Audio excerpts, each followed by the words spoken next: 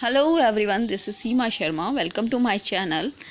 In 2006, Micro, Small and Medium Enterprises Development Act 2006 was enacted by the Parliament और उसी act के बारे में आज हम इसमें स्टडी करेंगे कि उसने कैसे क्लासिफिकेशन किया किसका एमएसएमई का। MSME meaning micro small and medium enterprises. तो हम क्लासिफिकेशन देखेंगे कि क्या क्या इसका क्लासिफिकेशन है। In this Act 2006, Ministry of Agro and Rural Industries and the Ministry of Small Scale Industries were merged into a single ministry, namely ministry of micro small and medium enterprises. Short में क्या कहते हैं इसको?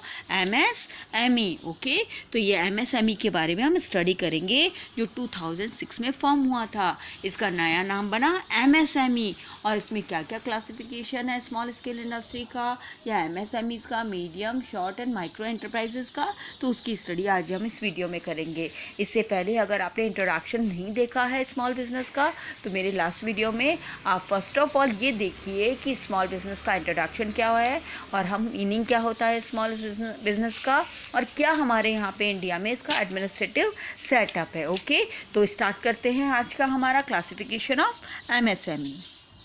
Okay, SSI as defined as MSME act 2006 में MSME को कैसे classify किया हुआ है।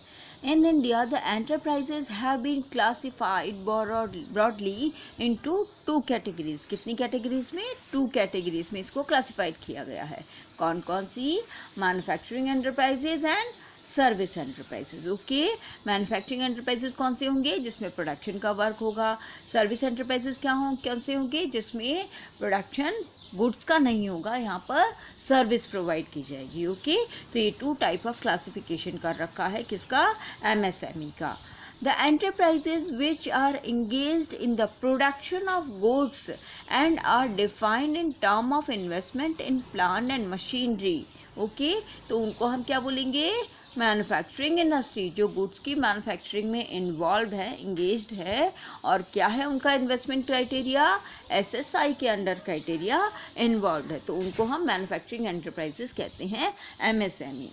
अब देखिए service industry, the industries which are engaged in rendering services provide करवाने से रिलेटेड है जो, and are defined in term of investment in equipment. Manufacturing में तो हम कैसे उसका इन्वेस्टमेंट पता करें? प्लांट और मशीनरी के बेस पे। आप एमएसएमई में मैन्युफैक्चरिंग एंटरप्राइजेस में तो उसका इन्वेस्टमेंट पता करोगे कि उसने प्लांट और मशीनरी में कितना इन्वेस्ट किया हुआ है, तो उससे हमें उसके इन्वेस्टमेंट का पता चलेगा। बट सर्विसेज में क्या पता करें? जो सर्विस प्रोवाइड करने से रिलेटेड जो इक्विपमेंट्स है उसमें कितना इन्वेस्टमेंट कर रखा है, उन इक्विपमेंट के इन्वेस्टमेंट को काउंट किया जाता है। तो मैन्युफैक्चरिंग एंटरप्राइजेस कौन से हुए? जो गुड्स को मैन्युफैक्चर करते हैं और उनकी इन्वेस्टमेंट किस में देखी जाएगी? प्लांट और मशीनरी में देखी जाएगी। सर्विस एंटरप्राइजेस कौन से हैं? जो सर्विसेज रेंडर करते हैं, सर्विसेज प्रोवाइड करवाते हैं और उनका इन्वेस्टमेंट किस में देखा जाएगा? इक्विपमेंट में देखा जाएगा। ओके, तो ये क्लासिफिकेशन है एमएसएमई एक्ट जो रहा है 2006 का, उसमें एसएसआई को टू कैटेगरीज में क्लासिफाइड किया है, manufacturing enterprises and service enterprises. Now both the categories of enterprises have been further classified into micro, small and medium enterprises. इन दोनों को आगे हम किस में क्लासिफाइड करते हैं? किस में? माइक्रो में, स्मॉल में एंड मीडियम एंटरप्राइजेस में, based on their investment in plant and machinery for manufacturing enterprises and on equipment in case of service enterprises. Okay, the present ceiling on investment to be classified as micro, small and medium enterprises is as under कि किस तरीके से इनका investment criteria है जिसके base पर हम किसी भी स्मॉल स्केल इंडस्ट्री को माइक्रो, स्मॉल या मीडियम में कैटेगराइज करेंगे। किसके बेस पे करेंगे?